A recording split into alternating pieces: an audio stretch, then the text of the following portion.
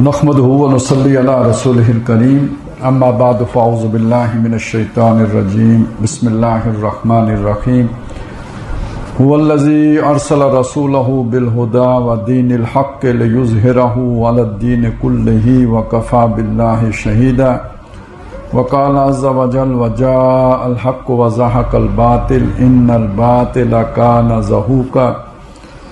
منہج انقلاب نبوی کا ہم مطالعہ کر رہے ہیں اور اس میں ہم نے 7 جو ہے وہ خطبات ان کا مطالعہ مکمل کر لیا ہے۔ آج ہم 8ویں خطبے سے شروع کر رہے ہیں اور اس کا عنوان ہے اندرون عرب انقلاب کی تکمیل، فتح خیبر اور فتح مکہ۔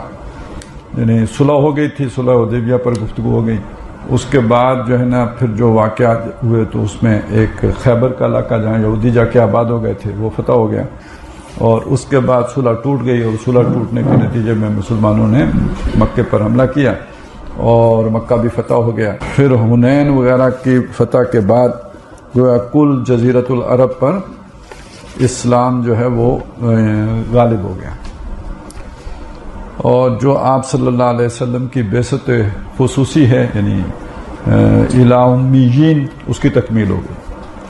باقی جو آپ کی بعثت عمومی ہے کل عالم کی طرف تو اس کا آغاز آپ نے غزوہ تبوک سے فرما دیا تھا، اور جو قیامت تک جاری رہے گا جب تک کہ کل روئے ارضی پر اللہ کا دین غالب نہیں ہو جاتا۔ یہ اب خطاب شروع ہو رہا ہے کہ آپ حضرات کو یاد ہوگا کہ میں اپنی ایک تقریر میں عرض کر چکا ہوں کہ ہجرت کے نتیجے میں مدینہ منورہ تشریف لانے کے بعد نبی اکرم صلی اللہ علیہ وسلم نے 3 کام فی الفور انجام دیے تھے۔ پہلا کام اقامت صلاۃ کے لیے مسجد نبوی کی تعمیر، جو محض مسجد ہی نہیں تھی بلکہ اسے اسلامی انقلابی حکومت کے مرکز ایوان حکومت نیز تربیت گاہ کا مقام بھی حاصل تھا۔ تربیت گاہ بھی تھی، ایوان حکومت پارلیمان بھی وہی تھا، اور مسجد بھی، عبادت خانہ بھی وہی تھا۔ دوسرا کام مہاجرین و انصار رضی اللہ تعالی عنہم میں رشتہ مواخات قائم کرنا، یعنی انہیں آپس میں بھائی بھائی بنانا۔ اور تیسرا کام یہود کے ان 3 قبیلوں سے معاہدے جو مستقل طور پر مدینہ یا اس کے اطراف میں آباد تھے، اور انہوں نے بڑے مضبوط برج اور قلعے بنا رکھے تھے۔ اہل یثرب مدینے کا قدیم نام، اہل یثرب یعنی جو مدینے کا قدیم نام ہے، پر یہود کا علمی رعب بھی بڑا زبردست تھا۔ چونکہ یہ اہل کتاب تھے، ان کے یہاں لکھنے پڑھنے کا بھی رواج تھا، تورات کا عربی ترجمہ بھی ان کے علماء اور اخبار و رہبان کے پاس تھا، جس کی درس و تدریس کا سلسلہ بھی جاری رہتا تھا۔ پھر یہ کہ کافی مالدار اور صاحب ثروت تھے، تجارت پر ان کی ایک نوع کی اجارہ داری تھی، صناع بھی تھے اور زمیندار بھی۔ یہ صناع بھی تھے کا کیا مطلب ہوا؟ جی، مطلب کاریگر، صناع بھی تھے یعنی کاریگر، جی صنعت سے۔ معاشی طور پر انہوں نے سودی قرضوں سے اہل یثرب کو جکڑ رکھا تھا۔ مزید یہ کہ یثرب میں انصار کے جو 2 قبیلے تھے، اوس اور خزرج، ان میں بڑی ناچاکی رہتی تھی، حتیٰ کہ باہم جنگ و جدال تک نوبت پہنچ جاتی تھی۔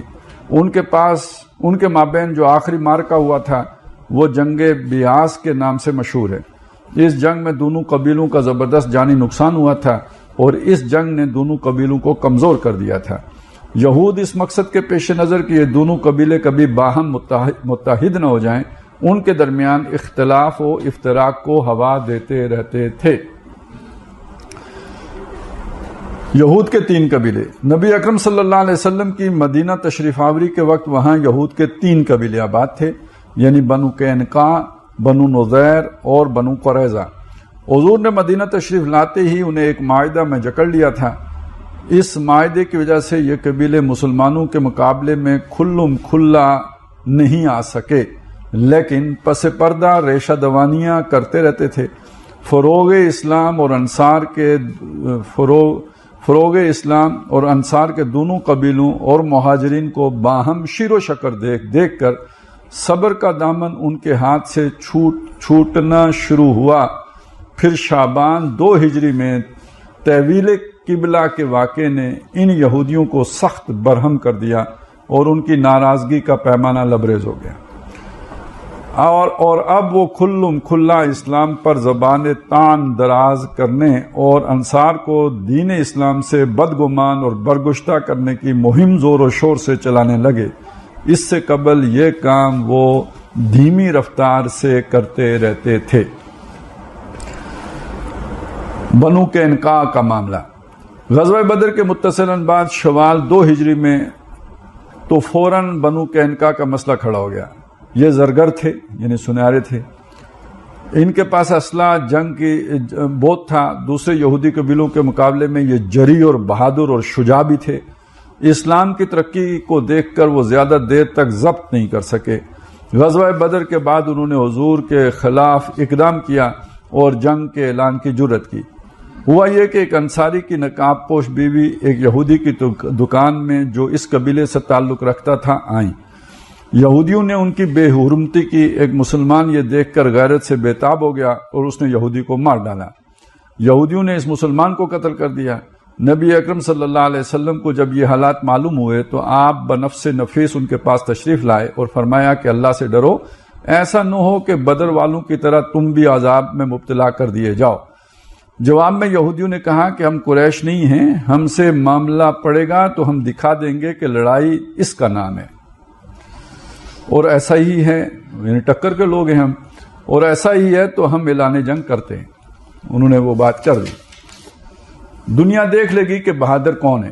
اس طرح ان کی طرف سے نقض عہد اور اعلان جنگ ہو گیا۔ مجبور ہو کر نبی اکرم صلی اللہ علیہ وسلم نے ان پر چڑھائی کی۔ وہ قلعہ بند ہو گئے۔ 15 دن تک محاصرہ رہا۔ بالآخر وہ اس پر راضی ہوئے کہ رسول اللہ صلی اللہ علیہ وسلم جو فیصلہ کریں گے انہیں قبول ہوگا۔ حضور نے نرمی اور رافت سے کام لیا اور فیصلہ فرما دیا کہ وہ اونٹوں پر جتنا سامان لے جا سکتے ہیں لے کر جائیں، جہاں چاہیں چلے جائیں، وہ اب مدینہ میں نہیں رہ سکتے۔ چنانچہ وہ اپنا زیادہ سے زیادہ مال و اسباب لے کر جلا وطن ہو گئے، اور ایک روایت کے مطابق ان میں سے کچھ لوگ خیبر میں جا کر آباد ہو گئے، جو مدینہ سے 200 میل شمال کی طرف یہودیوں کا ایک بہت مضبوط گڑھ تھا۔ یہ بڑا سرسبز اور زرخیز علاقہ بھی تھا۔ بنو نذیر کا معاملہ، غزوہ احد کے بعد، یعنی وہ پہلے غزوہ بدر کے بعد، یہ غزوہ احد کے بعد اسی نوع کا معاملہ ربیع الاول 4 ہجری میں بنو نذیر کے ساتھ ہو گیا۔ یہ قبیلہ عرب کے ایک مضبوط قبیلے طے کا حلیف تھا۔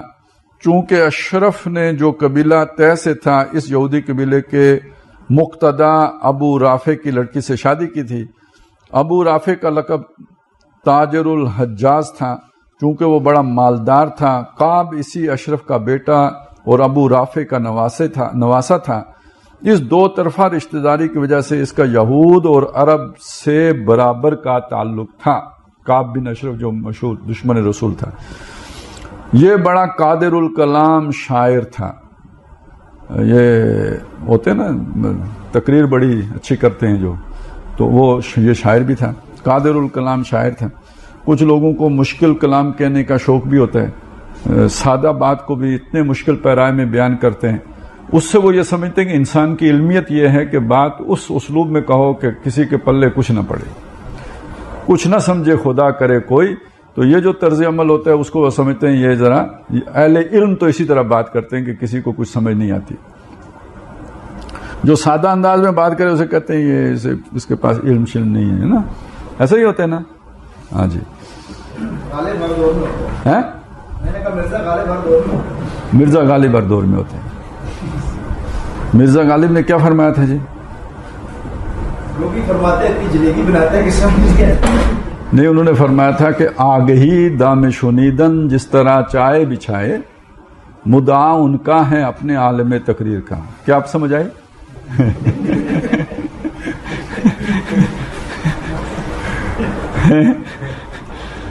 آگہی یعنی سمجھ، یعنی واقفیت، اویئرنس۔ دام شنیدن، یہ شنیدہ یعنی کان جو کچھ سنتا ہے، دام شنیدن یعنی اپنے سننے کا نیٹ ورک، جس طرح چائے بچھائے، جیز، یوفون، جتنے نیٹ ورک لے کے آ جائیں، جس طرح چائے بچھائے۔ مدعا مطلب ہوتا ہے جو آپ نے بات کی اس کے اندر جو آپ کا اصل میسج ہے، جو آپ کہنا چاہتے ہیں۔ مدعا ان کا ہونا یعنی سمجھ میں نہ آنا، پلے نہ پڑنا، قابو نہ آنا، مدعا نایاب ہونا، مدعا ان کا ہے اپنے عالم تقریر کا، جو ہم نے فرمایا وہ نہ سمجھ، وہ نہیں پا سکتے آپ ہم کیا کہنا چاہتے ہیں، ٹھیک ہے نا. تو اس کو علمیت سمجھا جاتا ہے کہ صاحب سب کچھ فرما گئے اور سننے والے کو سمجھ نہیں ہے. اسی لیے ہمارے ہاں جو لوگ جب زیادہ علمی بات کرتے ہیں تو وہ انگریزی شریف میں کرتے ہیں، اور چونکہ وہ یہ سمجھتے ہیں کہ چونکہ باقی کو سمجھ نہیں آئی اس لیے یہ عالمانہ بات ہے. ہاں ایسا ہی ہوتا ہے. تو یہ بات چلی تھی اس بات سے. یہ قادر الکلام شاعر تھا جس کی وجہ سے اس کا اثر گہرا تھا. اس طرح کے لوگوں کی جو شخصیت پرست قسم کے لوگ ہوتے ہیں نا، وہ اس طرح کے لوگوں کے پیچھے چل پڑتے ہیں کہ چونکہ ان کی بات سمجھ نہیں آئی اور ہم ذلیل گھٹیا کمینے گدھے لوگ ہیں اور ہمیں نہیں سمجھ آنے کا مطلب یہ ہے کہ وہ گھوڑے لوگ ہیں، لہذا ان کے پیچھے اپنے خچر جوڑ لو. یہ عام طور پر لوگوں کی ذہنیت، وہ جو ہوتے ہیں نا مروب ذہن کے لوگ، تو وہ ایسے لوگوں کے پیچھے چل پڑتے ہیں. وہ کہتے ہیں یہ لوگ اگر تھوکیں تو باقی لوگوں سے چاٹا بھی نہیں جا سکتا. وہ علیحدہ بات ہے، وہ خود اپنا تھوکا چاٹ لیتے ہیں جس کی وجہ سے اس کا اثر گہرا تھا. کعب کو اسلام سے سخت عداوت تھی. غزوہ بدر میں قریش کے سرداروں کے قتل ہونے کا اسے نہایت صدمہ تھا. قریش کے سرداروں کے قتل ہونے کا اسے نہایت صدمہ تھا. یہ مکہ گیا اور مقتولین نے بدر کے پر درد مرثیے پڑے. سمجھ گئے نا؟ یہ مکہ گیا، ان کے جو لوگ مر گئے تھے افسوس تو وہاں تھا، اور یہ جناب وہاں پہ اس نے شام غریبہ اس نے جا کے منعقد کی، وہ مرثیے پڑے یعنی مجلس منعقد کی جن میں انتقام کی ترغیب تھی. وہ یہ مرثیے بڑے سوز کے ساتھ پڑھتا، خود بھی روتا اور دوسروں کو بھی رلاتا. الغرض مدینہ پر قریش کو انتقامی طور پر چڑھائی کرنے کی ترغیب میں اس نے نہایت مؤثر کردار ادا کیا تھا. پھر جب مدینہ واپس آیا تو نبی اکرم صلی اللہ علیہ وسلم کی شان میں حجو کے اشعار کہنے لگا. حجو کیا ہوتا ہے جی؟ وہ شعر کہ جس میں دوسرے کی توہین کی گئی ہو، تذلیل کی گئی ہو، برا بلا کہا گیا ہو. اور یہودیوں کو اسلام کے خلاف بھڑکانے لگا. اپنی دولت مندی کے بل پر منافقین کو اپنا ہم خیال بنانے لگا اور ضعیف الایمان لوگوں پر اثر انداز ہونے لگا. اس پر اکتفا نہیں کیا بلکہ اس نے پروگرام بنایا کہ چپکے سے نبی اکرم صلی اللہ علیہ وسلم کو قتل کرا دے. چنانچہ ایک روز آپ کو دعوت میں بلایا اور اپنے چند لوگوں کو مقرر کر دیا کہ وہ یک بارگی حملہ کر کے حضور صلی اللہ علیہ وسلم کو شہید کر دیں. اللہ تعالیٰ نے وحی کے ذریعے اپنے نبی صلی اللہ علیہ وسلم کو مطلع فرمایا.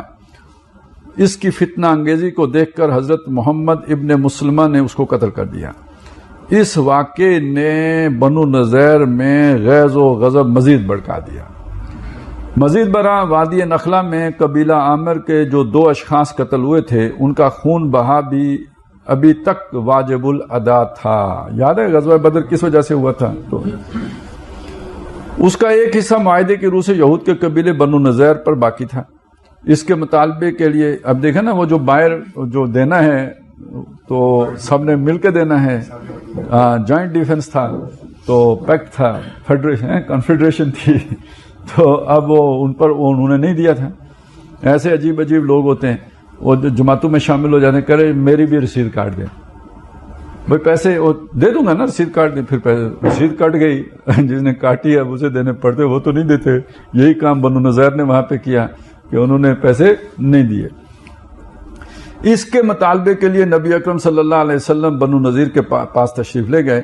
انہوں نے تھوڑی سی رد و قدا کے بعد بظاہر مان لیا، لیکن در پردہ وہ ایک شخص کو مقرر کر رکھا تھا کہ چپکے سے بالا خانے سے حضور پر پتھر گرا دے. چونکہ حضور بالا خانہ کی دیوار کے سائے میں کھڑے گفتگو فرما رہے تھے، حضور کو اس سازش کا علم ہو گیا اور آپ فوراً مدینہ واپس چلے آئے. ادھر قریش کی جانب سے بنو نذیر کے پاس پیغام آ رہے تھے کہ تم نبی اکرم صلی اللہ علیہ وسلم کو قتل کر دو، ورنہ ہمیں جب بھی موقع ملا جو ضرور مل کر رہے گا تو ہم تمہارے پورے قبیلے کو طے کر دیں گے. ادھر وہ نبی اکرم صلی اللہ علیہ وسلم کی دعوت توحید کا فروغ دیکھ کر انگاروں پر لوٹ رہے تھے. انہوں نے ایک سازش کے تحت نبی اکرم صلی اللہ علیہ وسلم کو پیغام بھیجا کہ آپ اپنے 30 اصحاب کو ساتھ لے کر آئیں، ہم بھی اپنے علماء و اخبار کو جمع رکھیں گے. آپ کی دعوت اور آپ پر نازل شدہ کلام الہی سن کر ہمارے علماء تصدیق کر دیں گے تو ہم اسلام قبول کر لیں گے. لیکن آپ نے کہلا بھیجا کہ جب تک تم نے ایک نیا معاہدہ لکھ کر نہ دو میں تم پر اعتماد نہیں کر سکتا. لیکن بنو نذیر اس کے لیے آمادہ نہیں ہوئے۔ اسی دوران آپ بنو قریظہ کے پاس تشریف لے گئے اور ان سے تجدید معاہدہ کے لیے فرمائش کی، انہوں نے تعمیل کر دی۔ اب بنو نذیر کے سامنے گویا ایک نذیر موجود تھی، لیکن اس کے باوجود وہ کسی طرح دوبارہ معاہدے کے لیے آمادہ نہیں ہوئے۔ آخر کار انہوں نے پیغام بھیجا کہ آپ 3 آدمی لے کر آئیں، ہم بھی اپنے 3 عالم لے کر آتے ہیں، کوئی درمیانی جگہ ہم جمع ہوتے ہیں، یہ علماء اگر آپ پر ایمان لے آئے تو ہم بھی ایمان لے آئیں گے۔ آپ اس کے لیے تیار ہو گئے، لیکن اثناء راہ ہی میں آپ کو صحیح ذریعہ سے اطلاع مل گئی کہ بنو نذیر نے خفیہ طور پر انتظام کر رکھا ہے کہ آپ جب مقررہ مقام پر پہنچیں تو یک بارگی اور اچانک حملہ کر کے آپ کو شہید کر دیں۔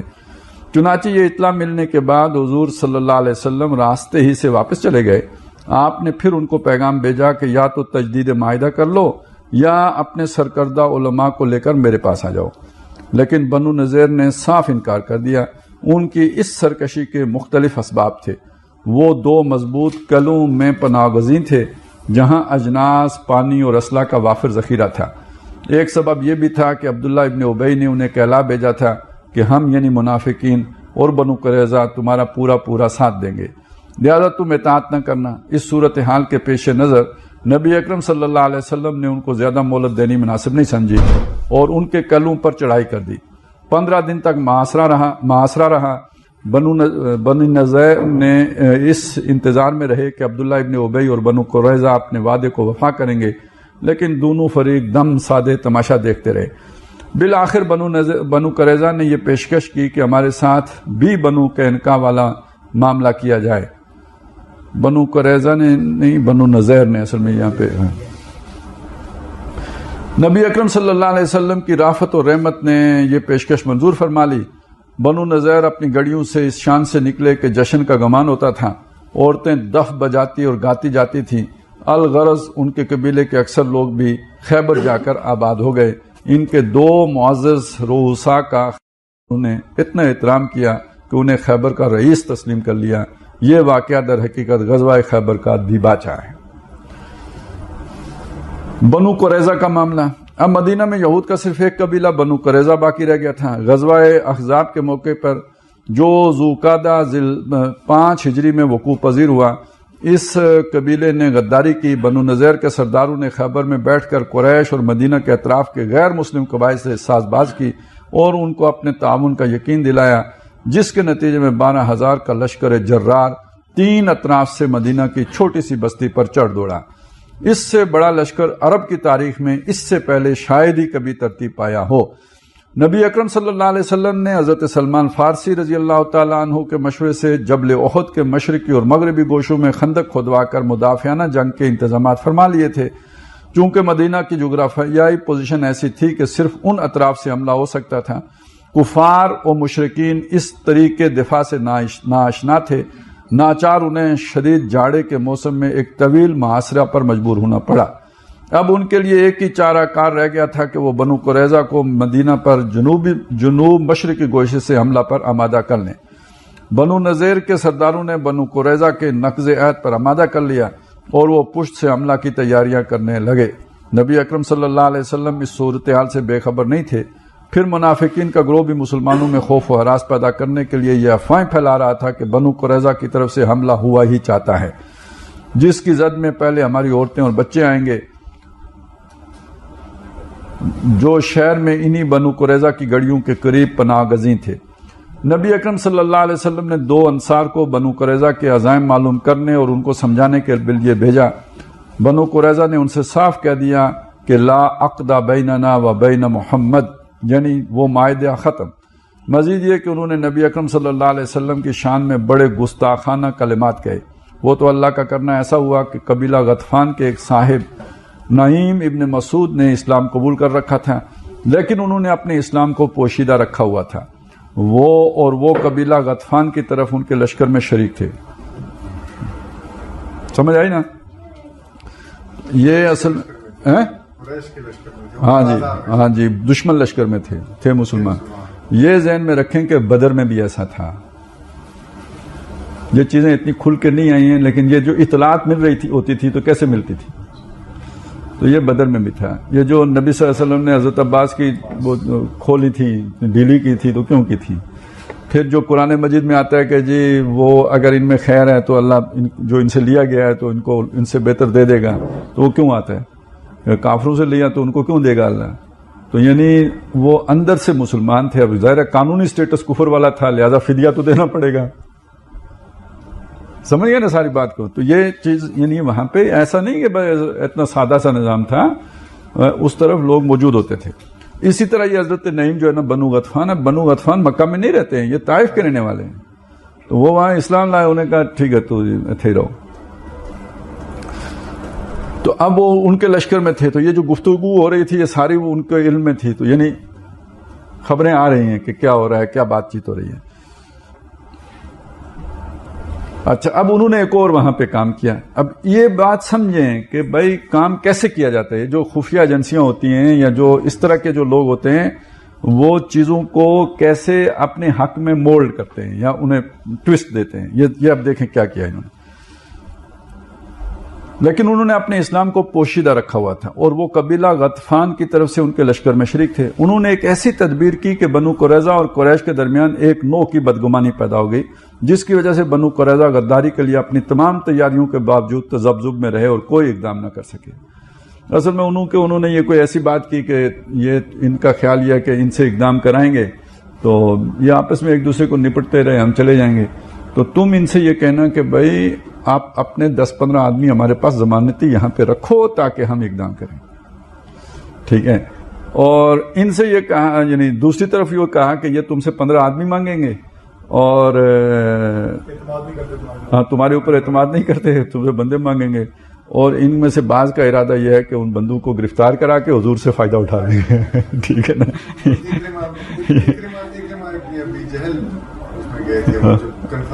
جی, تو یہ یعنی اس کو دیکھیں, بس اتنی ساری بات ہوتی ہے, چیزیں یوں سے یوں ہو جاتی ہیں. تو وہ کوئی ایک میجر صاحب, کوئی کپتان صاحب, کوئی جو رات تہجد پڑھ کے صبح اٹھ کے اس طرح کی بات کر کے اپنا کام سیدھا کر لیتے ہیں. ایک جب ہم اسکول پڑھتے تھے اس زمانے میں فلم دیکھنا بھی ایک مطلب گناہ کبیرہ ہوتا تھا, بہت بڑا گناہ ہوتا تھا. اچھا, جتنا بڑا گناہ ہوتا تھا اتنا کرنے کا دل کرتا تھا. تو ایک دفعہ جی ہم 2-3 دوست جو ہے نا چلے گئے. اچھا, وہ بہرحال ہوتا ہے کوئی خوشبو آ جاتی ہے یا جو بھی. والد صاحب ٹیچر بھی تھے تو انہیں کچھ شک پڑ گیا. تو اگلے دن انہوں نے مجھ سے پوچھا, خیر اس کی تو پوری توقع تھی کہ پوچھ گچھ ہوگی, لہذا اپنا ڈیفنس تیار تھا, ہم پکڑائی نہیں دیا. دوسرے سے پوچھا, وہ بھی نکل گیا. تیسرے سے پوچھا, اس کے لیے وہ پریپیئر ہو کے گئے تھے تیسرے کے پاس. علیحدہ علیحدہ کلاسیں تھیں. اسے پوچھا تو اس نے کہا, اس نے بھی اپنی کہانی سنائی. اس نے کہا ڈانٹا, مرغا بنو, یہ کرو وہ کرو. جھوٹ بولتے, انہوں نے تو بتا دیا ہے. وہ سیم کے کھڑا ہو گیا.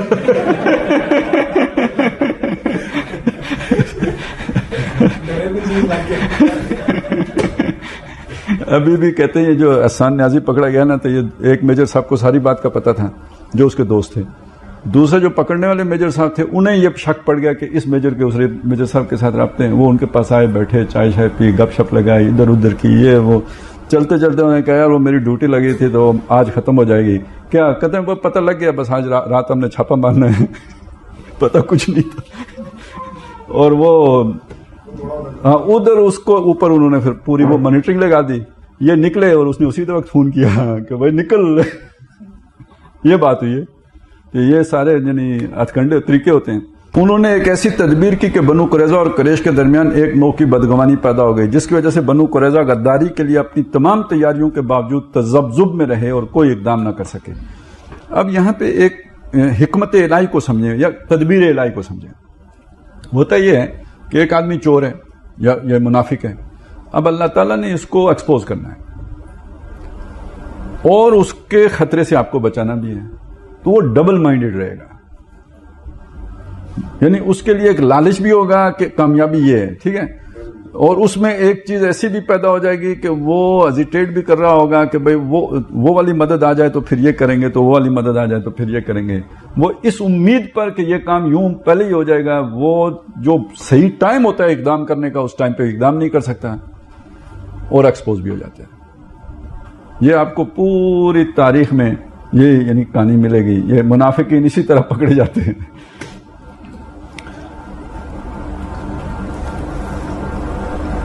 اور کوئی اقدام نہ کرے. اسی دوران اللہ کی مدد ایک زوردار آندھی کی صورت میں ایک رات نازل ہوئی اور قریش اور ان کے حلیفوں کے خیموں اور پڑاؤ کو تہس نہس کر ڈالا.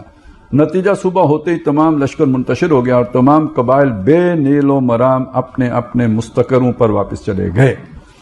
لشکروں کی واپسی کے بعد نبی اکرم صلی اللہ علیہ وسلم ابھی ہتھیار کھول ہی رہے تھے کہ حضرت جبریل علیہ السلام ان کی خدمت میں حاضر ہوئے اور فرمایا کہ اللہ کے رسول آپ ہتھیار اتار رہے ہیں اور ہم نے ابھی تک ہتھیار نہیں اتارے، لہذا آپ فوراً تشریف لے جا کر بنو قریظہ کے معاملے کو نپٹائیے. گویا یہ اللہ تعالیٰ کا حکم تھا کہ بنو قریظہ کو کیفر کردار تک پہنچا دیا جائے. لہذا اسی وقت نبی اکرم صلی اللہ علیہ وسلم نے حکم دیا کہ کوئی بھی مسلمان ہتھیار نہ کھولے، سب کے سب جلد از جلد بنو قریظہ کی بستی پہنچیں اور کوئی بھی عصر کی نماز وہاں پہنچنے سے قبل نہ پڑے. بنو قریظہ کا انجام. بنو قریظہ کے قلعے بڑے مضبوط تھے. قریباً 1 ماہ محاصرہ جاری رہا. اس سے تنگ آ کر آخرکار انہوں نے از خود اس شرط پر ہتھیار ڈالنے اور خود کو نبی اکرم صلی اللہ علیہ وسلم کے حوالے کرنے پر رضامندی ظاہر کی کہ ان کے معاملے میں قبیلہ اوس کے سردار حضرت سعد بن معاذ کو حکم بنایا جائے. وہ جو بھی فیصلہ کریں گے تسلیم کر لیا جائے گا. قبیلہ اوس ان کا حلیف رہا تھا اور ان کے مابین مدتوں سے خوشگوار تعلقات چلے آ رہے تھے. اس موقع پر بھی مسلمانوں کی طرف سے کسی صاحب نے ان کو اشارے میں بتایا کہ اینو نہ بنایا جج کچھ نہیں بچے گا، گردن اڑا دیں گے. لیکن ان کی مت ماری ہوئی تھی، انہیں سمجھ نہیں آئی. لہذا ان کی توقع تھی کہ حضرت سعد بن معاذ ان کا لحاظ کریں گے. حضرت سعد بن معاذ کو جو غزوہ احزاب میں ایک تیر لگنے کی وجہ سے شدید زخمی تھے اور حضور صلی اللہ علیہ وسلم نے ان کے علاج معالجے کے لیے مسجد نبوی میں ایک خیمہ لگوا رکھا تھا اور خود ان کے زخم کو اپنے دست مبارک سے داغا تھا، ایک ڈولی میں بنو قریظہ کی بستی میں لایا گیا. یہ داغنا کیا ہوتا ہے؟ پہلے وقت جو بھی زخم ہو گیا ہے نا، اس کی جرائی کا ایک ہی طریقہ ہے کہ بھئی لوہے کو گرم کر کے اس کو جلا دیں.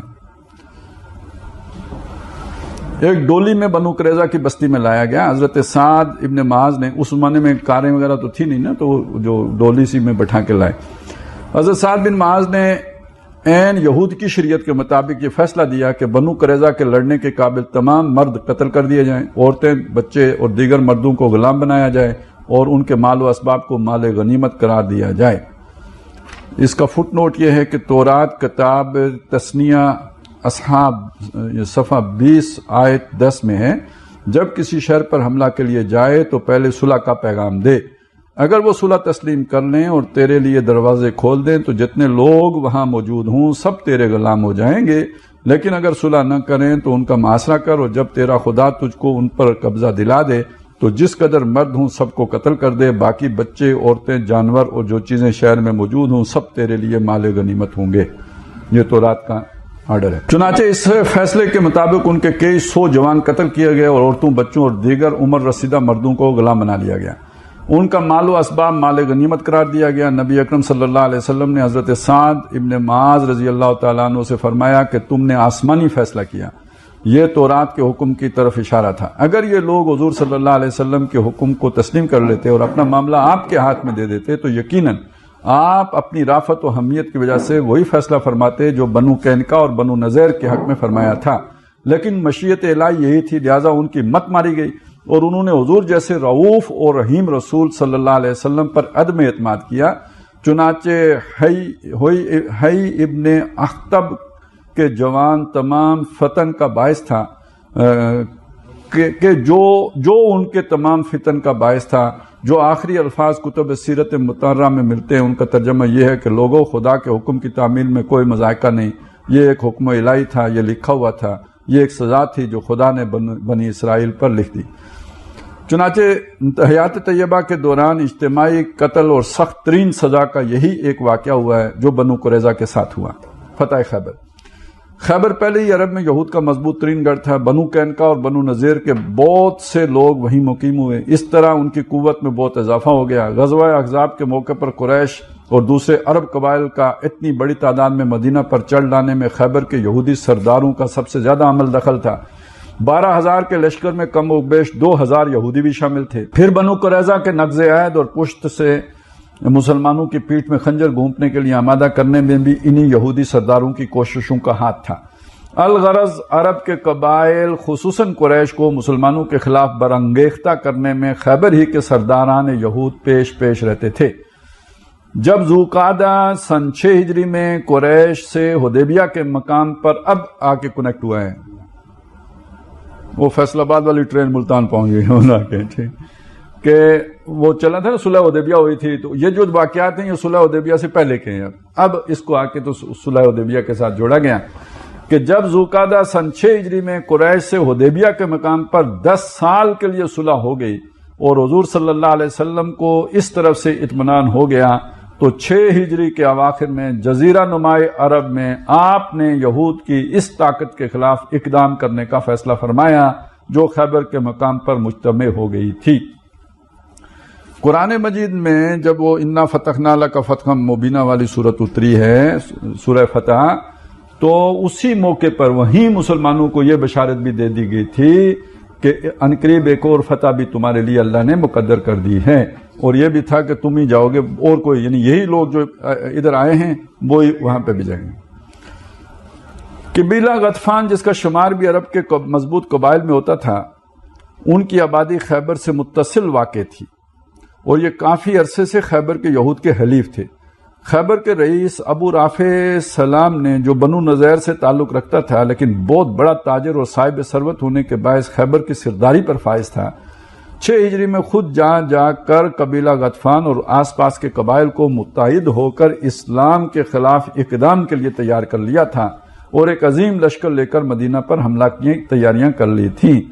نبی اکرم صلی اللہ علیہ وسلم کو یہ تمام خبریں مل رہی تھیں۔ رمضان 6 ہجری میں ابو رافع اسلام ایک خزرجی انصاری کے ہاتھوں قتل ہوا۔ اس کے بعد اسیر نامی خیبر کا ایک یہودی خیبر کی مسند سرداری پر فائز ہوا، اس نے بھی ابو رافع سلام کے مشن کو کامیاب بنانے کے لیے پوری تیاری کر لی۔ پھر مدینہ کے منافقین بھی یہود خیبر کو مسلمانوں کی خبریں پہنچاتے تھے اور ان کو ہمت دلاتے تھے کہ مسلمان تمہاری فوجوں کے آگے ٹھہر نہیں سکیں گے۔ رسول اللہ صلی اللہ علیہ وسلم نے کوشش فرمائی کہ کوئی معاہدہ ہو جائے، چنانچہ آپ نے صلح حدیبیہ سے پہلے اور بعد میں بھی کئی سفارتیں خیبر کے یہودیوں کے پاس بھیجیں، لیکن وہ اپنے ارادوں سے باز نہیں آئے۔ ان کے چھوٹے چھوٹے چھاپہ مار دستے آتے اور مدینہ کے باہر متفرق چھوٹی چھوٹی آبادیوں پر تاخت کرتے اور غارت گری کے بعد بھاگ جاتے۔ بالآخر نبی اکرم صلی اللہ علیہ وسلم نے ان کی طاقت کو ہمیشہ کے لیے ختم کرنے کے مقصد کے پیش نظر ذی الحجہ 6 ہجری میں مسلمانوں کے ایک لشکر کے ساتھ خیبر کی طرف کوچ فرمایا، لیکن خیبر کا مارکہ 7 ہجری کے اوائل میں پیش آیا۔ اس غزوہ نے کافی طول کھینچا، یہود کی بڑی قوت تھی، یکے بعد دیگرے ان کے بڑے مضبوط قلعے تھے، ہر قلعہ پر زبردست جنگ ہوئی۔ آخری مضبوط ترین قلعہ قموس حضرت علی رضی اللہ تعالی عنہ کے ہاتھوں فتح ہوا۔ یہود کے بڑے بڑے سردار ان مارکوں میں مارے جا چکے تھے، چنانچہ انہوں نے کامل شکست تسلیم کر لی۔ اس طرح جزیرہ نماء عرب سے یہود کی عسکری قوت کا بالکل خاتمہ ہو گیا۔ فتح کے بعد زمین مفتوحہ پر قبضہ کر لیا گیا، لیکن یہود کی درخواست پر یہ زمین ان کے قبضے میں اس شرط کے ساتھ رہنے دی گئی کہ وہ پیداوار کا نصف حصہ مسلمانوں کو ادا کیا کریں گے۔ جب بٹائی کا وقت آتا تو نبی اکرم صلی اللہ علیہ وسلم جس صحابی کو بیچتے تھے وہ آ کر غلہ 2 برابر حصوں میں تقسیم کر کے یہود سے کہا کرتے تھے کہ انتخاب کا حق تمہیں حاصل ہے، جو حصہ چاہو تم لے لو۔ یہود اس عدل پر خیر ہو کر کہتے تھے کہ زمین و آسمان ایسے ہی عدل پر قائم ہیں۔ غزوہ خیبر وہ پہلا غزوہ ہے جس میں غیر مسلم رعایا بنائے گئے۔ یہ نقطہ سمجھے آپ؟ غیر مسلم اس سے پہلے نہیں تھا نا، آپ نے نکال دیا، ان کو نکال دیا، ان کو، یہ پہلا موقع ہے، وہ بھی سٹیزن ہو گئے، ٹھیک ہے نا، شہری بنے، ٹیکس دے کر۔ گویا صلح حدیبیہ اور یہود کا رعیت کی حیثیت قبول کرنا اس بات کی علامات میں شامل ہیں کہ اسلامی طرز حکومت کی بنیاد بھی قائم ہو گئی اور اس کا عملی ظہور بھی شروع ہو گیا۔ اب یہ وہ نقطہ ہے جو ہمارے بہت سے لوگوں کو سمجھ نہیں آتا کہ جسے آپ کہتے ہیں نا مدینہ میں ریاست قائم ہو گئی، یہ گریجولی ارتقا ہوا ہے، پہلے حکومت مستحکم ہوئی ہے، پھر اس نے جا کے کہیں ریاست کی شکل اختیار کی ہے، یہ ایک دم نہیں ہو گیا۔ یہ جیسے آدم علیہ السلام ایک کن فیکون ہو گیا، تو باقی بچے تو آپ کو پتہ ہے نا، وہ نطفہ، علقہ، مضغہ، پھر پیدائش، ثم السبیل یسرا، تو پھر اس کے بعد بلغ اشدہ و بلغ 40 سنہ، تو یہ ثم یرد الی ارذل العمر، تو یہ سارے مراحل ہوتے ہیں، پھر جا کے کہانی مکتی ہے۔ تو اسی طرح یہ ریاست بھی ایک دم نہیں بن گئی تھی پلک جھپکنے میں، یہ بھی بنتے بنتے بنی ہے، اور اس کا عملی ظہور بھی شروع ہو گیا۔ حضرت عمر رضی اللہ تعالیٰ عنہ کے دور خلافت کے آغاز تک یہ سلسلہ چلتا رہا۔ نبی اکرم صلی اللہ علیہ وسلم مرض وفات میں وصیت فرما گئے تھے کہ یہود جزیرہ نمائے عرب میں رہنے نہ پائیں۔ حضرت ابوبکر صدیق رضی اللہ تعالیٰ عنہ کو کذابان نبوت اور مانعین زکوٰۃ اور فتنہ ارتداد سے کامل طور پر نمٹنے میں مصروف ہو جانے کی وجہ سے اس معاملے کی طرف توجہ دینے کا موقع ہی نہیں ملا، اگرچہ خلافت صدیقی کے دور ہی میں یہ تمام فتن ختم ہو چکے تھے، لیکن ساتھ ہی توحید کی اس انقلابی دعوت کی توسیع کے عمل کا بیرون ملک عرب آغاز ہو چکا تھا۔ قیصر و کسریٰ سے باقاعدہ لڑائیاں شروع ہو چکی تھیں، چنانچہ یہود کے جزیرہ نمائے عرب سے مکمل اخراج کا معاملہ دور خلافت صدیقی کے بجائے دور خلافت فاروقی کے آغاز میں شروع ہوا، اور قلیل عرصہ میں تمام یہود جزیرہ نمائے عرب سے جلاوطن کر دیے گئے۔ ان کو کامل آزادی دی گئی کہ وہ اپنا جملہ منقولہ ساز و سامان ساتھ لے جا سکتے ہیں، ان کے ساتھ کوئی ناانصافی نہیں ہوئی۔ اس طرح جزیرہ نمائے عرب یہود جیسی سازشی قوم سے خالی ہو گیا۔ اب آئیے پھر قریش کے معاملے کی طرف۔ میں نے عرض کیا تھا کہ صلح حدیبیہ فتح مکہ کی تعمید تھی۔ اس صلح کی بدولت تقریباً 2 سال تک قریش اور اہل ایمان کے مابین امن رہا، دونوں فریق ایک دوسرے کے شہروں میں آتے جاتے رہے، روابط قائم ہوئے، اور کفار و مشرکین قریش اہل ایمان کی پاکیزہ سیرت اور کردار سے متاثر ہوتے رہے۔ اس دوران اسلام کو نہایت فروغ حاصل ہوا۔ صلح حدیبیہ کے بعد ہی حضرت خالد بن ولید اور حضرت عمرو بن العاص رضی اللہ تعالی عنہما جیسے شجاع ایمان لائے، جیسا کہ میں اس سے پہلے آپ کو بتا چکا ہوں۔ گویا ابھی تک جو ہم نے پڑھا یہ ایک طرح کا جملہ معترضہ تھا، ایک یوں سمجھے ضمنی بحث تھی۔ اب آ رہے ہیں پھر واپس صلح حدیبیہ کا خاتمہ، یعنی صلح ہوئی تھی تو اس کے بعد بڑا واقعہ کیا ہو جائے، صلح کا خاتمہ ہو گیا۔ تو جب خاتمہ ہوا تو پھر اگلا کام کیا ہوا، فتح مکہ ہوئی۔ بنو خزاعہ پر بنو بکر کی تاخت۔ بنو خزاعہ مسلمانوں کے حلیف تھے، اور بنی بکر جو تھے یہ قریش کے حلیف تھے۔ میں یہ بھی عرض کر چکا ہوں کہ اس صلح کے موقع پر ہی بنو خزاعہ نبی اکرم صلی اللہ علیہ وسلم کے حلیف بن گئے تھے، اور ان کے حریف بنو بکر قریش کے حلیف ہو گئے تھے۔ یہ لوگ جو رہتے ہیں نا قبیلے والوں، اس میں وہ سمجھ سکتے ہیں ان باتوں کو، کہ وہ ہمارے ہاں بھی وہ برادریاں ہوتی تھی نا، تو اس وقت مطلب وہ اسی طرح ہوتا تھا کہ بھائی چلیں جی وہ فلانا آدمی جو پیپل پارٹی کا ہے، اس کے مقابلے والے جتنے وہ سارے وہ مسلم لیگ کے ہو جائیں گے، اور یہ مسلم لیگ کا ہے تو اس کے مقابلے والے سارے پیپلز پارٹی کے ہو جائیں گے۔ اب وہی سلسلہ ابھی تک کسی نہ کسی درجے میں چلتا رہتا ہے، وہ کبھی کاف لیگ کی صورت میں، کبھی جنوجہ لوگ کی صورت میں، پچھلے دنوں وہ پی ٹی آئی کی صورت میں تھا، جو رنگ بدل کے۔ یہ اصل میں وہ بنیادی تقسیم ایک ہی رہتی ہے، وہ نہیں بدلتی۔ لیکن یہ کہ میں آپ کو دلچسپ بات بتاؤں، ہمارے ہاں ہمارے علاقوں میں جو مسجدیں بھی تھیں نا، وہ بریلوی دیوبندی کی بنیاد پر یا اہل حدیث کی بنیاد پر منقسم نہیں تھیں، برادری کی بنیاد پر، یہ فلانی برادری کی مسجد ہے، یہ فلانی برادری کی مسجد ہے۔ اور مطلب دوسرے کی برادری میں نماز تو پڑھی جا سکتی ہے، لیکن کوئی اس طرح کی کوئی نکاح یا یہ وہ اس طرح کی بڑی بےزتی کی بات ہے کہ دوسری برادری کی مسجد میں ہے۔ نہیں، چندہ کا مسئلہ ہی نہیں تھا نا، بس دوسری برادری کی مسجد میں جو ہے نا وہ اس طرح کی تقریب نماز پڑھنے کو بھی اچھا نہیں سمجھا جاتا ہے۔ اور ان کے حریف بنو بکر قریش کے حلیف ہو گئے تھے۔ ان دونوں میں مدت سے عداوت چلی آ رہی تھی، اور ان کے مابین لڑائیاں ہوتی رہتی تھیں۔ اسلام کے ظہور نے عرب کو ادھر متوجہ کیا تو وہ لڑائیاں رک گئیں۔ صلح حدیبیہ کے باعث قریش اور مسلمانوں کے درمیان امن قائم ہو گیا، تو بنو بکر نے یہ سوچا کہ بنو خزاعہ سے اب انتقام لینے کا وقت آ گیا۔ جانوروں کے سینگوں میں خارش ہوتی ہے، جب آپ انہیں کھولتے ہیں تو وہ سب سے پہلے جا کے کسی درخت کے ساتھ اپنی خارش جو ہے نا وہ دور کرتے ہیں۔ یہ جو قبائلی ہوتے ہیں، یہ لڑائی رک جائے تو انہیں چین نہیں آتا، کوئی نیا ماز کھولتے ہیں۔ تو انہوں نے جب دیکھا بھائی یہ والا کام ختم ہو گیا تو نیا کوئی کام شروع کرو۔ چنانچہ انہوں نے صلح کے قریباً 2 سال بعد دفعتاً بنو خزاعہ پر حملہ کیا۔ روایات میں یہ بھی آیا کہ قریش کے چند بڑے بڑے سرداروں نے بھی صورتیں اور بھیس بدل کر بنو بکر کا ساتھ دیا، اور اس طرح اس حملے کے نتیجے میں بنو خزاعہ کے بہت سے آدمی مارے گئے۔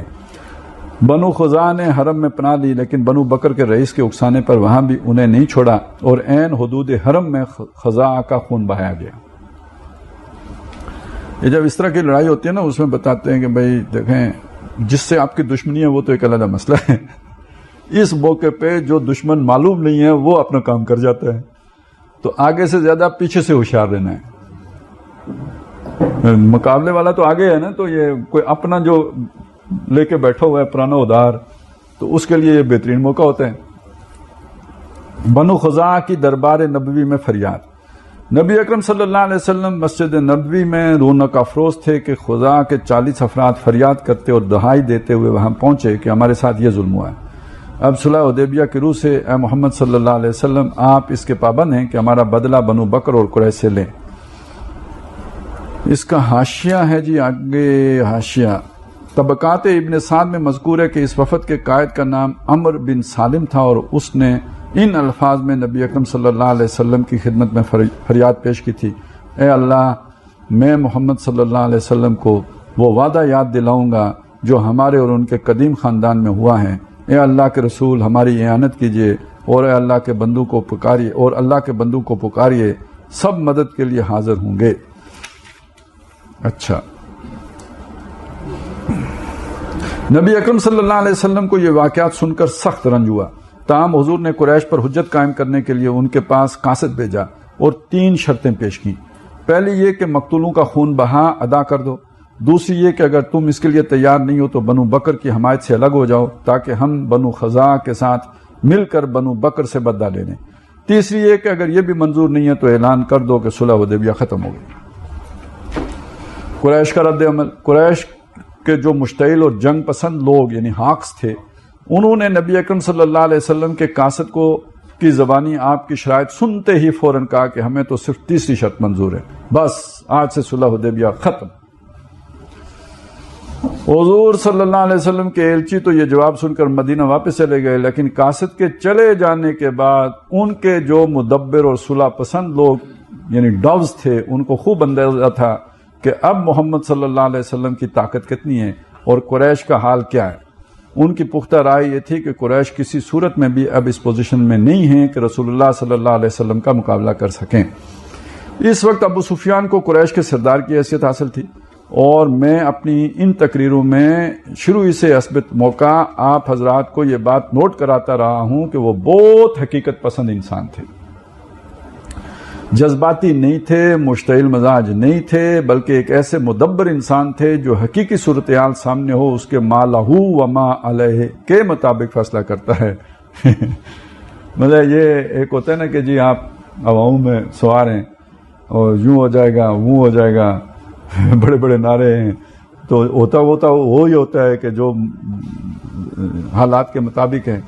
تو اصل میں لیڈرشپ کے لیے زمین پر پاؤں رکھ کر فیصلے کرنا بہت ضروری ہوتا ہے۔ ہوائی فیصلے لیڈرشپ کو جو ہے نا وہ سوٹ نہیں کرتے۔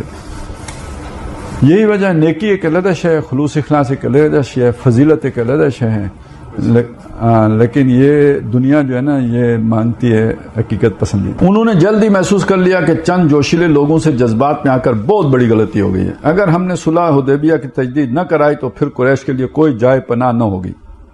چنانچہ وہ خود چل کر صلح کی تجدید کرانے کی غرض سے مدینہ پہنچے، اور وہاں پہنچ کر نبی اکرم صلی اللہ علیہ وسلم کی خدمت میں تجدید صلح کی درخواست کی، لیکن بارگاہ رسالت سے کوئی جواب نہیں ملا۔ اب ان کی کوئی ایسی سفارش درکار تھی جو تجدید کی کوشش میں ان کی معاون ہو۔ انہوں نے حضرت ابو بکر اور حضرت عمر رضی اللہ تعالی عنہما کو بیچ میں ڈالنا چاہا، لیکن دونوں نے کانوں پر ہاتھ رکھا۔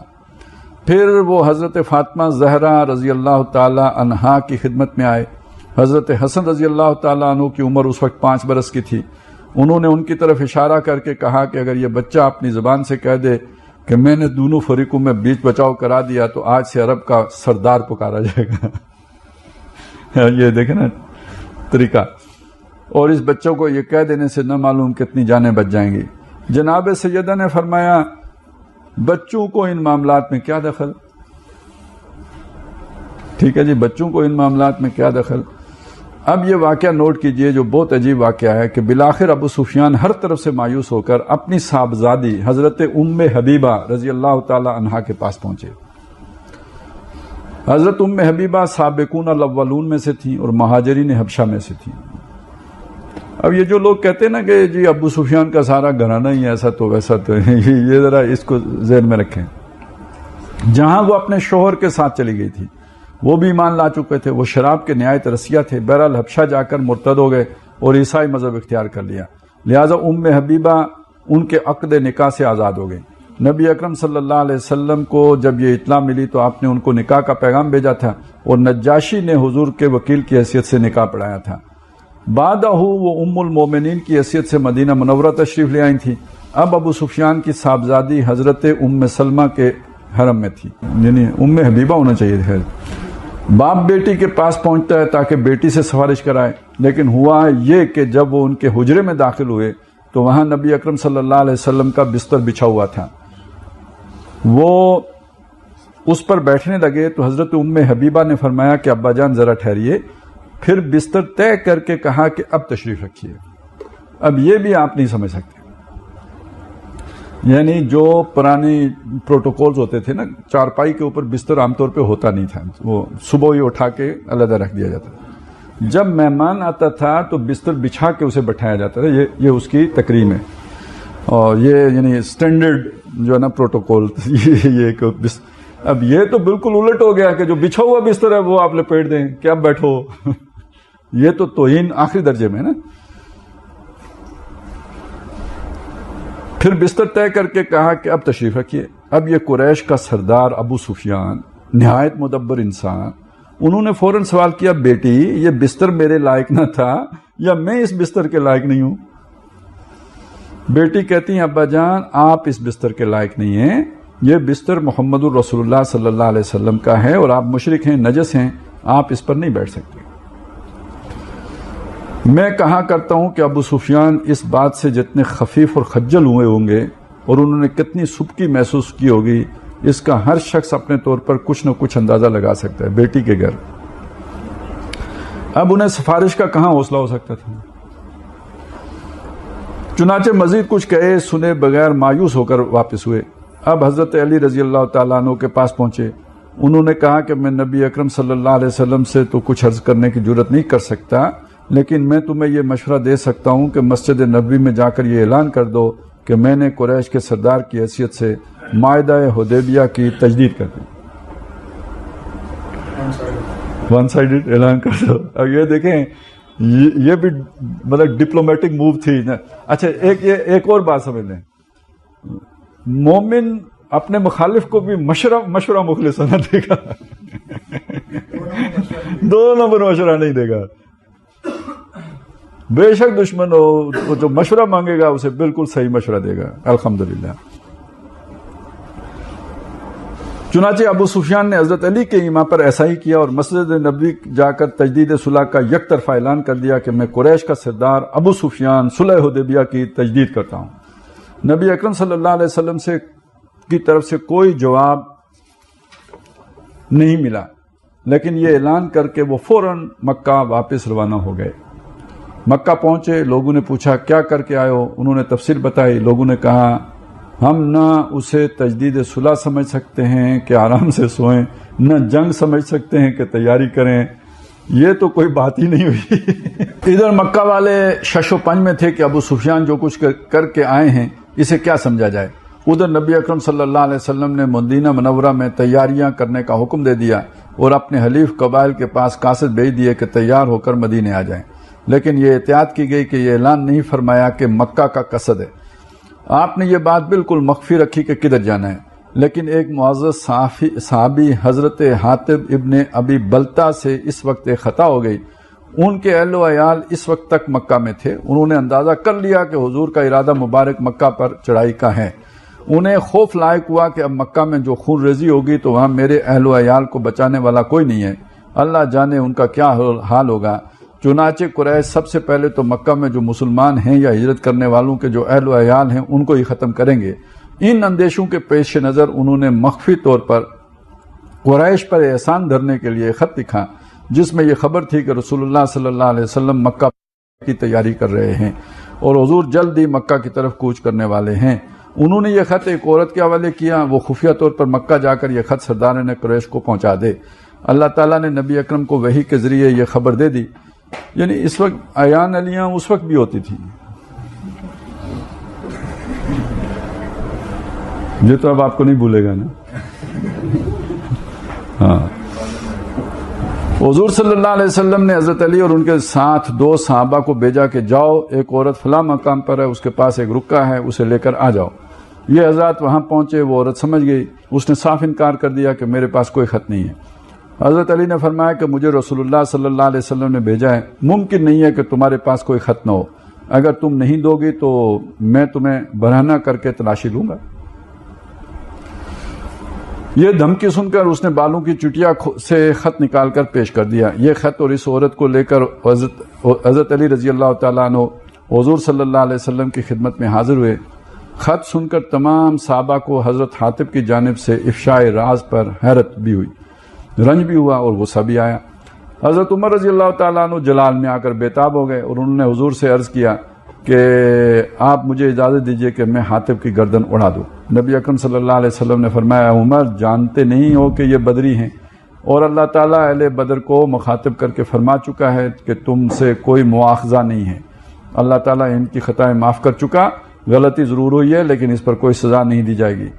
حضرت حاتب نے بھی عرض کیا کہ حضور مجھ سے اس اندیشے کے سبب سے یہ خطا ہو گئی ہے جس پر میں نادم بھی ہوں اور توبہ بھی کرتا ہوں. چنانچہ ان کو معاف کر دیا گیا.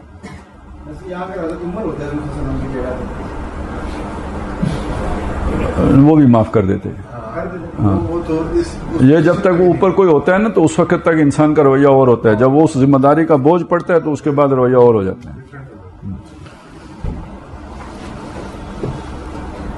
اور جب یعنی سب سے نرم آدمی حضرت ابوبکر ہیں، وہ تو جب مانعین زکوٰۃ کا مسئلہ آیا تو وہ بہت سخت ہو گئے اور عمر نرم پڑ گئے. یہ اصل میں اسی طرح کمبینیشن بنتا ہے. مکہ کی طرف کوچ. بہرحال اب جو رسول اللہ صلی اللہ علیہ وسلم مکہ کی طرف روانہ ہوئے تو 10,000 قدسیوں کا لشکر حضور کے ہم رکاب تھا. یہ رمضان 8 ہجری ہے. اب آپ اندازہ کیجئے کہ واقعہ ہجرت کو 10 برس اور مسلح تصادم یعنی عام کانفلکٹ کے مرحلے کو شروع ہوئے صرف 6 سال بیتے ہیں. یوں تو سیرت مطہرہ میں بہت سے غزوات اور سرایا کا ذکر ملتا ہے، لیکن میں آپ کو بتاتا ہوں کہ ان تمام جنگوں میں جانی نقصان چند 100 سے زیادہ نہیں ہوا. کفار کی طرف سے جو لوگ قتل ہوئے اور مسلمانوں کی طرف سے جو شہید ہوئے، ان کی مجموعی تعداد چند 100 سے زیادہ نہیں ہوگی. اگرچہ کئی بار خون ریزی ہوئی، لیکن اگر اموات کیجویلٹیز کی گنتی کے اعتبار سے دیکھا جائے تو کہا جا سکتا ہے کہ یہ ایک غیر خونی یعنی بلڈ لیس انقلاب تھا. سب سے زیادہ خون ریزی اگر ہو سکتی تو فتح مکہ کے وقت ہوتی، اس لیے کہ جو خون کے پیاسے تھے، جو جانی دشمن تھے، وہ سب کے سب مکہ میں موجود تھے. ان میں وہ دشمن بھی تھا جس کے دھوکہ سے پھینکے ہوئے برچھے سے حضرت حمزہ رضی اللہ تعالیٰ عنہ شہید ہوئے تھے، یعنی وحشی. ان میں وہ خاتون بھی تھی، یعنی ہندہ بنت عتبہ زوجہ ابو سفیان، کہ جس نے حضرت حمزہ رضی اللہ تعالیٰ عنہ کا مسئلہ بھی کرایا تھا، اور پھر یہ کہ سید الشہداء کا کلیجہ چبانے کی کوشش بھی کی تھی. تو اس مکہ والوں کا یہ اندیشہ اس وقت مکہ والوں کو یہ اندیشے لاحق تھے کہ اب کیا ہوگا. ان پر شدید خوف اور اضطراب طاری تھا. ابو سفیان ایمان لاتے ہیں. 10,000 قدسیوں اور جان نثاروں کے جلو میں جب کوکب نبوی نہایت عظمت و شان کے ساتھ مکہ سے ایک منزل کے فاصلے پر خیمہ زن ہوا تو تحقیق کے لیے قریش کی طرف سے ابو سفیان، حکیم ابن حزام اور حضرت خدیجہ کے بھتیجے بدیل ابن ورقہ چھپ چھپا کر اہل ایمان کے لشکر تک پہنچے. ابو سفیان کو مسلمانوں نے پہچان لیا اور گرفتار کر کے دربار رسالت میں پیش کیے گئے. حضرت عمر رضی اللہ تعالیٰ عنہ نے خیمہ میں آ کر عرض کیا کہ اس عدو اللہ اور عدو و رسول ہی کو قتل کا حکم دیجیے تاکہ کفر کے بالکلیہ استحصال کا آغاز ہو جائے. حضرت عباس ابن عبد المطلب رضی اللہ تعالیٰ عنہ نے جان بخشی کی درخواست کی. ابو سفیان کے پچھلے تمام کارنامے، ان کی اسلام دشمنی سب کے سامنے تھی. ان کا ایک ایک فعل ان کے قتل کا دعوے دار اور مستوجب تھا. لیکن ان سب سے بالاتر ایک اور چیز تھی، اور وہ تھی حضور صلی اللہ علیہ وسلم کی رافت اور رحمت اور عفو کا جوہر، جو ابو سفیان کو دل میں اطمینان دلا رہا تھا کہ خوف کا مقام نہیں ہے.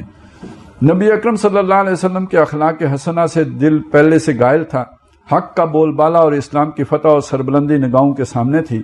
حضرت عباس جگری دوست تھے، ان کی ترغیب اور ان تمام چیزوں نے اس آہنی چٹان کو پگھلا دیا اور وہ بالآخر دولت اسلام سے مشرف ہوئے اور مومن صادق ثابت ہوئے رضی اللہ تعالیٰ عنہ۔ غزوہ طائف میں ان کی ایک آنکھ زخمی ہوئی جو عہد خلافت راشدہ میں جنگ یرموک کے موقع پر بالکل جاتی رہی۔ ابو سفیان کا اعزاز و اکرام۔ صبح جب لشکر اسلام مکہ کی طرف بڑھا تو رسول اللہ صلی اللہ علیہ وسلم نے حضرت عباس سے ارشاد فرمایا کہ ابو سفیان کو پہاڑ کی چوٹی پر لے جا کر کھڑا کر دو تاکہ وہ افواج الہی کا جلال اپنی آنکھوں سے دیکھیں۔ نیز مکہ میں داخل ہوتے ہی اعلان کر دیا جائے کہ جو شخص ہتھیار ڈال دے گا یا ابو سفیان کے گھر میں پناہ لے لے گا یا حرم کعبہ میں داخل ہوگا تو اس کو امن دیا جائے گا۔ اہل ایمان کی فوجیں الگ الگ پرچموں کے تلے نعرہ ہائے تکبیر بلند کرتی ہوئی مکہ کی طرف بڑھ رہی تھیں اور حضرت ابو سفیان ان کو دیکھ کر متحیر ہو رہے تھے۔ سب سے آخر میں انصار کے قبیلے خزرج کا لشکر سعد بن عبادہ رضی اللہ تعالی عنہ کی سرکردگی میں گزرا، جن کے ہاتھ میں علم تھا، تو انہوں نے جب حضرت ابو سفیان کو دیکھا تو بے اختیار پکار اٹھے، الیوم یوم الملحمہ الیوم تستحل الکعبہ، آج خون بہانے کا دن ہے، آج کعبہ حلال کر دیا جائے گا۔ مختلف لشکروں کے پیچھے کوکب نبوی نبودار ہوا۔ حضرت زبیر ابن العوام علمبردار تھے۔ حضرت ابو سفیان کی نظر جب جمال مبارک پر پڑی تو پکار اٹھے کہ حضور، آپ نے سنا کہ عبادہ یہ کہتے ہوئے گزرے کہ الیوم یوم الملحمہ الیوم تستحل الکعبہ۔ نبی رحمت صلی اللہ علیہ وسلم نے ارشاد فرمایا، نہیں، عبادہ نے صحیح نہیں کہا، آج کا دن تو الیوم یوم المرحمہ والیوم عظمت الکعبہ، آج کا دن رحمت کا دن ہے اور آج کعبہ کی عظمت کا دن ہے۔ ملحم بنا ہے لخم سے، لخم جانوروں کے ذبح خانے اور اس مقام کو کہتے ہیں جہاں ذبیحہ کے پارچے بنائے یا قیمہ بنایا جاتا ہے۔ نبی اکرم صلی اللہ علیہ وسلم نے اسی وزن پر رحم اور رحمت کے لفظ سے اس دن کو یوم المرحمہ قرار دیا، یعنی رحم، رحمت اور شفقت کا دن۔ ساتھ ہی حضور نے حکم دیا کہ حضرت عبادہ سے علم لے کر ان کے بیٹے کو دے دیا جائے۔ ایک معمولی جھڑپ، ان قدسیوں کے تمام لشکر پرامن طور پر مکہ میں داخل ہو گئے۔ یہ تمام لشکر مکہ کے بالائی حصہ میں داخل ہوئے تھے، جبکہ حضرت خالد بن ولید رضی اللہ تعالیٰ عنہ کی سرکردگی میں جو لشکر تھا وہ مکہ معظمہ کے زیریں حصے سے مکہ میں داخل ہونے کے لیے آیا تھا۔ قریش کے ایک گروہ نے حضرت خالد کے لشکر پر تیر برسائے، چنانچہ 3 صحابہ اکرام شہید ہو گئے۔ حضرت خالد نے مجبور ہو کر اس گروہ پر حملہ کیا اور یہ لوگ 13 لاشیں چھوڑ کر بھاگ نکلے۔ نبی رحمت صلی اللہ علیہ وسلم نے جب تلواروں کی چمک دیکھی اور جھنکار سنی تو تحقیق حل فرمائی، لیکن جب معلوم ہوا کہ ابتدا مخالفین کی جانب سے ہوئی تو ارشاد فرمایا کہ قضاء الہی یہی تھی۔ کہتے ہیں خدا شکر خورے کو شکر دے دیتے۔ حضرت خالد بن ولید کی تلوار کے لیے کوئی تو اللہ نے شکار کا بندوبست کرنا تھا تو وہ ہو گیا۔ فتح مبین کا اہتمام۔ اللہ کی شان دیکھیے کہ جس مکہ میں 8 سال قبل حضور صلی اللہ علیہ وسلم کے قتل کا فیصلہ ہو گیا تھا اور جہاں سے نبی اکرم صلی اللہ علیہ وسلم نے راتوں رات چھپ کر حضرت ابو بکر رضی اللہ تعالیٰ عنہ کے ساتھ ہجرت فرمائی تھی، پھر غار ثور میں 3 دن پناہ لینی پڑی تھی، جس کے دہانے تک کھوجی کفار مکہ کو لے آئے تھے اور جہاں سے اللہ تعالیٰ نے معجزانہ طور پر حضور کو بچایا تھا، جب حضور حضرت ابو بکر کا اضطراب دیکھ کر ان سے وہ جملہ فرمایا تھا، جو توکل اللہ کا شاکار ہے